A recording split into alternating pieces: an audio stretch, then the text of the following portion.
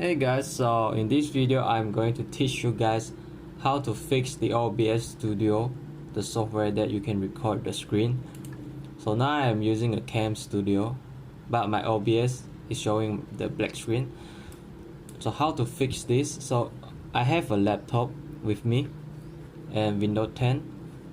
So a lot of people encounter this problem, but there's a graphic setting to change that. So in order to fix this, you can try to click the start menu and type graphic setting.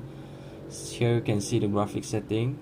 Try to select it and make sure you select the classic app and browse for the exe, the OBS exe. So in program file OBS, for mine is over here, so the link over here. Try to select the OBS 64 exe and try to edit, and now click option and choose the power saving and click save and close the window and restart the OBS and try to restart the OBS again,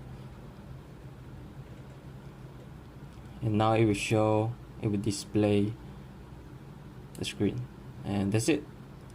So make sure you subscribe, like my videos, and I hope to see you guys again. Alright.